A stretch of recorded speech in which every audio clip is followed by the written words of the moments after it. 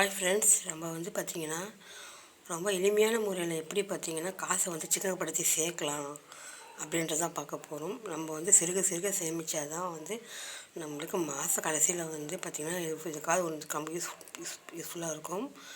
கண்டிப்பாக நம்ம ஈஸியான ஒரு முறையில் ஒரு 4 டிப்ஸ் தான் நம்ம பார்க்க போகிறோம்.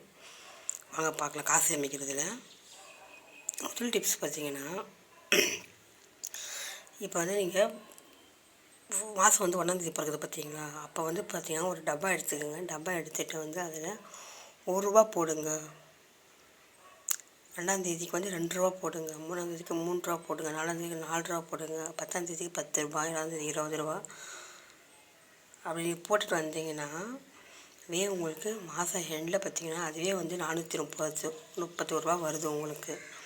அதுவும் பார்த்திங்கன்னா ஒரு சிறுக சிறுக கண்ணுக்கு தெரியாத ஒரு சேமிப்பு ஆகுது நம்மளுக்கு. அது பார்த்திங்கன்னா ஒரு டிப்ஸ். அதை நீங்கள் யூஸ் பண்ணிக்கலாம் தாராளமாக. பசங்களுக்குமே குழந்தைங்களுக்கு சொல்லிக் கொடுக்கலாம் நீங்கள். அந்த மாதிரி பண்ணும்போது நம்மளுக்கு மணி நல்லா சேமிப்பாகுது. ரொம்ப கிடையாதுங்க. ஒரு நாளைக்கு ₹1, 2 நாளைக்கு ₹2 அப்படின்ற மாதிரி நம்ம போட்டு வச்சாவே போதும், நம்மளுக்கு இவ்வளோ சேமிப்பாகுது. அது மட்டும் இல்லாமல் 2வது டிப்ஸ் பார்த்திங்கன்னா, நீங்கள் கடைக்கெலாம் போவீங்களா, கடைக்கு போவீங்க, உங்கள் ஹஸ்பண்ட் கடைக்கு போவார். யார் கடைக்கு போனாலுமே மீதி சில்லறையை யூஸ் பண்ணாதீங்க.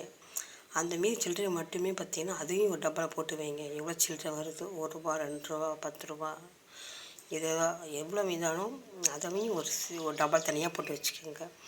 அதையும் கடைசியில் மாதம் எண்ணும் காசில் எண்ணும்போது உங்களுக்கு அதுவுமே ஒரு அமௌண்ட்டு வரும். அதுவே பார்த்திங்கன்னா உங்களுக்கு யூஸ்ஃபுல்லாக இருக்கும். அப்புறம் 3வது டிப்ஸ் பார்த்திங்கன்னா,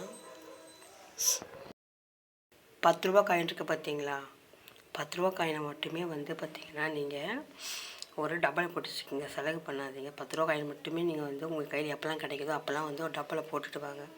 உங்களுக்கு மாதம் முடியும் போது பார்த்திங்கன்னா அதுவுமே உங்களுக்கு ஒரு தொகை வரும். குடும்பத்துக்கு ரொம்ப யூஸ்ஃபுல்லாக இருக்கும். லாஸ்ட்டாக முடியும் போது ஏதாவது நம்மளுக்கு ஒரு ஃபீஸ் கட்டும், இதுக்கெல்லாம் நம்ம யூஸ் பண்ணிக்கலாம். ஏன்னா அந்த சில்லறைக்கெலாம் நீங்கள் வச்சுருக்கும் போது தேவையில்லாத செலவாகுது. இந்த மாதிரி மீதி மீறதை டப்பாவில் போட்டு வைக்க உங்களுக்கு அதுவும் ஒரு லாஸ்ட்டில் ஒரு அமௌண்ட் வருது நம்மளுக்கு. ₹10 காயின்லாம் நம்ம டப்பாவில் போட்டு வச்சுக்கோங்க. அது மட்டுமே இருக்குச்சுன்னா. இன்னொரு டிப்ஸ் பார்த்திங்கன்னா, 4th நம்பர் டிப்ஸ் பார்த்திங்கன்னா, புது நோட்டு உங்கள்கிட்ட வந்துச்சுன்னா, புது நோட்டு ₹10 நோட்டோ, ₹20 நோட்டோ, ₹100 நோட்டோ எது வந்தாலுமே நீங்கள் அதை செலவு பண்ணாதீங்க. அதுக்குமே ஒரு டப்பா வச்சு அதையுமே சேமிச்சு வைங்க. ஒரு டப்பாவில் போட்டு வைங்க. ₹10, ₹20, ₹30 எது வந்தாலுமே புது நோட்டை செலவே பண்ணாதீங்க. செலவு பண்ணாமல் அது யூஸ் பண்ணிட்டு இருக்கும்போது அதுவுமே உங்களுக்கு ஒரு லாஸ்ட்டில் ஒரு அமௌண்ட்டாக நிற்கும். நம்மளுக்கு கண்ணுக்கு தெரியாத அது சேர்ந்து போகும். நம்ம நல்லா சிக்கனப்படுத்தி நம்ம